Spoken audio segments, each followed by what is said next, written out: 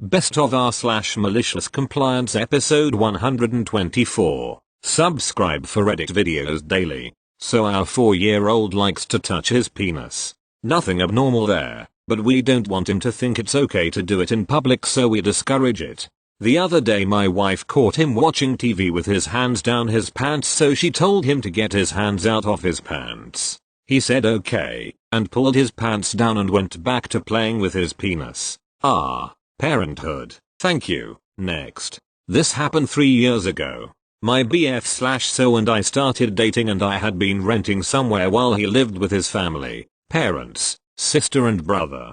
BF is oldest, sis is my age, 1 year younger than BF, and brother is much younger than us. Naturally, I started sleeping over and all was well. My BF's mom eventually gave me a shelf thing for my clothes so I wouldn't have to live out of a bag. As a quick background, my BF's family are very close, too close in my opinion. Despite him being well into his 20s, he was expected to go to every single event to which his family was invited and expected to do anything and everything his parents asked, i.e. they were lazy and he had to take care of his little brother. In other words, the first few years of our relationship, I had to leave my apt and I lived with him and his family because he was expected to do everything his family did and I wanted to hang out with him and spend time. Call me naive and in love, lol. His sis, same age as me, 23 at the time, had a BF sleep on her bedroom floor one night and the parents were not happy. I had been living there by then. You know how it goes when it comes to sons v. daughters and sleepovers. The parents threatened that I would have to move out BC. They're not okay with the sister having boys over. I said okay, but that you're coming with me. He agreed, but it was never brought up again. 2 years later, sister gets a BF. Her BF begins to sleep over and all is fine for like another year or two. So I'd been living with my BF and his family for like 4 years by now. I'm graduating with my degree in my career field, post-bachelor, and BF and I have plans to stay for another 6 months to make money and move out. A month before I graduate, my BF tells me his parents told him and his sis, we don't feel comfortable with your other halves being here with little brother being around, and they blame it on religion.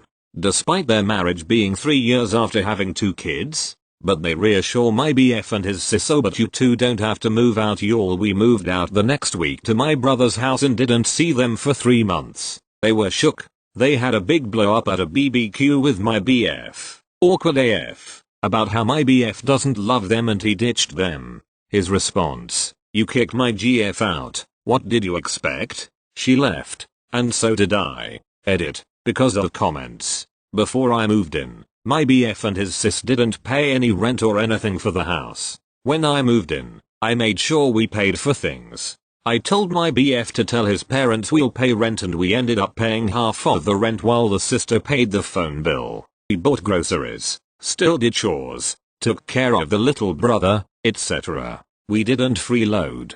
Thank you. Next. Cast, me, my dad, my sister. Story. I'm 17 and I do my sheriff chores around the house. Have been doing for years. They involve taking out the trash, mopping the whole house, etc. One evening I was mopping the dining room and the living area, common room, when it started raining lightly. My dad was outside and called me to take down the clothes from the clothesline outside that was left to dry. Since I was busy I called my sister to do it. Note that the clothes were not mine at all. They belonged to my mom, my sister and my dad. I had left my mom's and sister's clothes to dry. Not my usual chore, just helping. My sister is mostly a lovely person and goes out to do it. Then my dad yells at her and tells her that it's raining. It's barely raining. Just a few drops here and there. So I go outside and he's sitting there fidgeting on his iPad. I'm kind of pissed off and this convo follows. Me, could you please do it this once? I'm actually mopping the floor. Dad, no. Me, why not? You're simply sitting here and I'm doing something else. Dad, cause I don't want to. Yes, he said that. You left them out to dry so it's your responsibility. Me, those are not even my clothes. Dad, so, none of my business. I quit trying and went to do it. That's when I noticed his clothes were also there. Cue the malicious compliance. He said it was my responsibility because I left the clothes out to dry, but I didn't leave his clothes out. So I took down my sister's and mom's clothes and let his clothes remain. He was so immersed in his iPad he didn't notice. Conclusion: all of his pants were there and they got wet. It's rainy season where I live, so good luck with drying those pants. Although I don't regret it, my mom said what I did was very wrong. Edit. This happened today. I'm not able to see some comments, but by now I'm pretty convinced that I was being a total butthole. What do I do now? He's giving me the silent treatment now. Update: I tried apologizing after a lot of you told me to and he rejected it. Thank you. Next. Last year my mother-in-law came to stay with us for a few months. I was fine with it as I love seeing my children spend time with family. We don't have family/relatives where we live. Mother-in-law spent 80% of her time with me as my husband works long hours and I am a stay-at-home mom. I went out of my to do things for her, take her to place she likes and let her enjoy her time with her grandkids. As can be expected when sharing a space with someone not a member of your immediate family, there were moments where I was curt or just had to put my foot down on a house rule or kid rule. She would walk to her room wearing her winter boots from outside to take them off in her room, or chop raw meat without a cutting board on the counter. She lost my 4-year-old in a store. I tried holding off on calling attention to these relatively small annoyances and even telling my husband he would feel like I didn't want her there. I also knew that it was hard for her to be away from her large family, etc. Towards the end of her visit we were both pretty done with each other and were just being passive-aggressive but still outwardly polite. Or so I thought.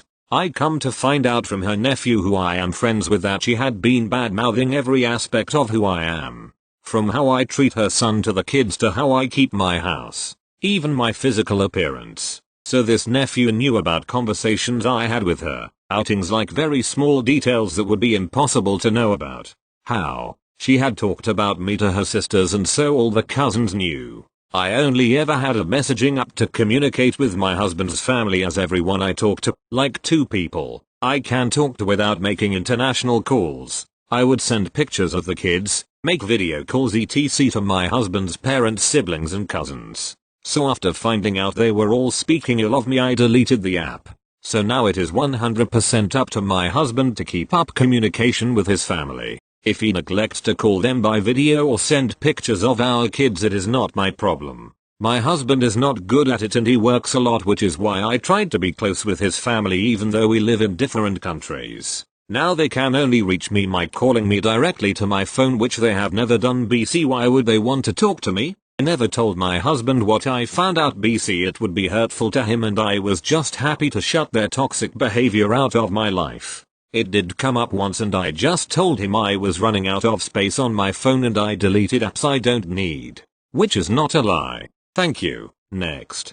Today I was playing a first-person shooter named Overwatch. In this game there is a competitive gamma mode that people take very seriously and it causes a lot of toxicity. Well, today was especially bad. They were making fun of my gameplay, my skins, and my age. It got to the point where they told me to leave the game, so I told them, alright, you want me to leave the game? Good luck, mother effers. The last thing I heard was, oh no wait please. Thank you. Next. My posts run a little long. TLDR at the end. This is the same company as my last post, but a different department. Find it here. This was over 12 years ago. The workers in these industries have always been heroes in my book. About 2 years into my previous career, I had gotten tired of working customer service, cashiering. Partly because you're constantly being watched and other departments hate on you because you don't know how tough my department is. You have it so easy up here. Physically, yes. Mentally/emotionally/working all random shifts/dealing with Karen/knowing item code/knowing and enforcing company policy, etc. Big no. So, there's an opening in the produce department and I jump on it. Being based on seniority, I easily get the job. At first, things are pretty straightforward. I get trained to be the opener of the department. Other than having to be to work at 4 AM, stack bins of watermelons outside in 100+ degree heat and constantly having to lift 50-pound boxes of various, awkwardly shaped vegetable boxes, the concept's not difficult. Keep the product full and appealing and don't forget to rotate, then things begin to change.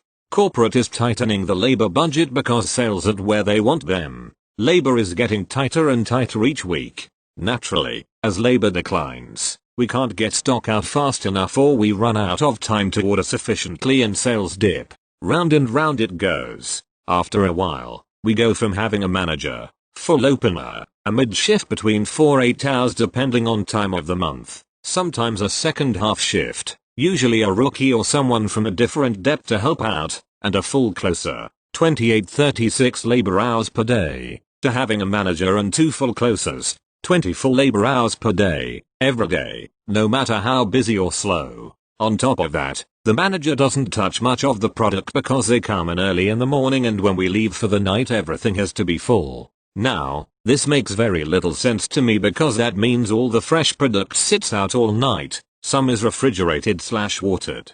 So, we have to pull things like strawberries that are extremely perishable just for her, the manager, to put them back out in the morning. This is a big warehouse type store that's infamous for its great produce quality. Not Costco or Sam's Club big, but same idea. As time goes on, we fall more and more behind.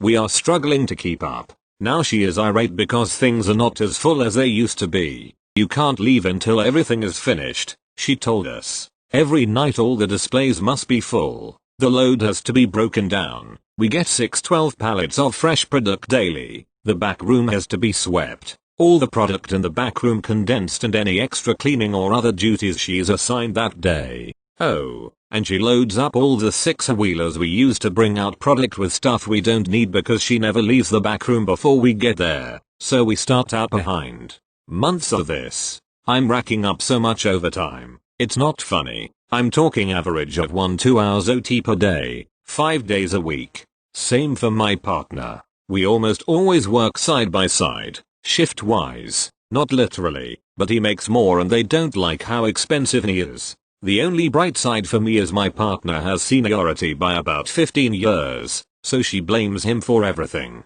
However, she won't tell me directly if I'm doing anything wrong. She'll leave a nasty note for me to find later before she leaves for the day, but that's it. Any sane person would realize this is not possible to do by ourselves. Doesn't matter. The day after we both put in 11-hour shifts, she scolds us on how could the two of us put in 22 hours combined and still not get everything done. We explain everything we had to do, but it falls on deaf ears and I'm starting to become checked out mentally. So, she tells us, you have to leave on time. So, every night we're faced with a choice. Do we stay and actually finish or do we leave on time? Doesn't matter. We can't win. If we leave on time, we didn't get everything done. A couple times a supervisor, her boss, came in and saw things not full and she got in trouble. But if we stay, that's overtime and we all know how triggering that is to management. Eventually, I'm expecting my first kid, so I get a second job that complements this one in industry and allows me to service 24-hour locations, meaning I can do it immediately after my shift ends, or after a power nap in the car. I'm pretty exhausted and losing patience after a few more months of this. Backroom produce coolers are awesome places to vent/cool off. BTW, but as I said in my last post, I love a challenge. Careful what you wish for. The results. Eventually, we get a new store manager. While this didn't improve corporate policy, this guy turns out to be the best manager the company had ever seen. Literally won manager of the year and got promoted to district supervisor.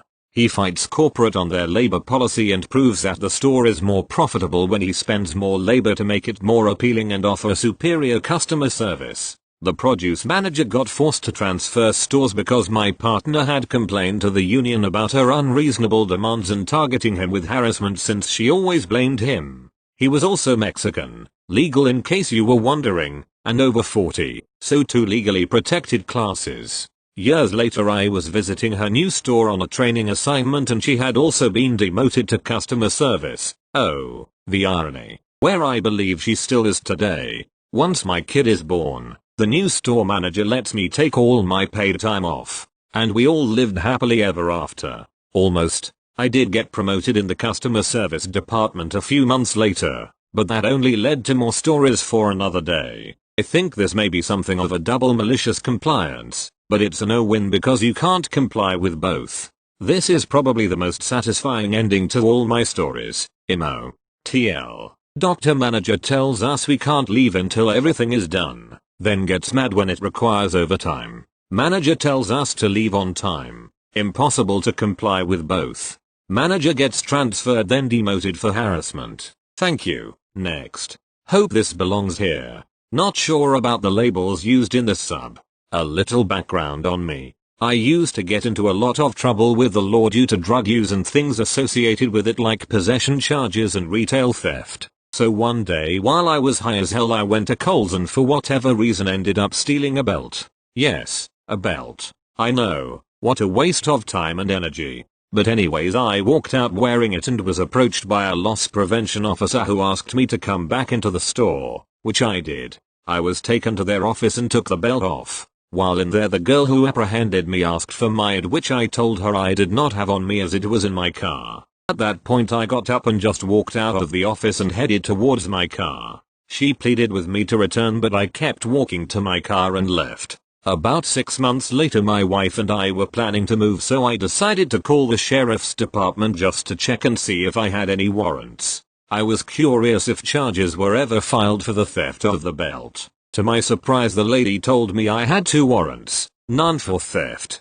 but for misdemeanor battery. The girl at Kohl's said that I somehow touched or pushed her, which absolutely wasn't true. So I called my lawyer and she set up a time through the prosecutor for me to come to court and turn myself in. I was gonna go before the judge to get my bond set then bond out. The plan was for me to arrive at the county jail between 3 and 4 a.m. the day of my court date because the judge wanted me processed in the system prior to going before him. It was mid-January and Ireland was extremely cold the morning of my court date. My wife and I drove to the jail around 4 a.m. and I hit doorbell to be let in.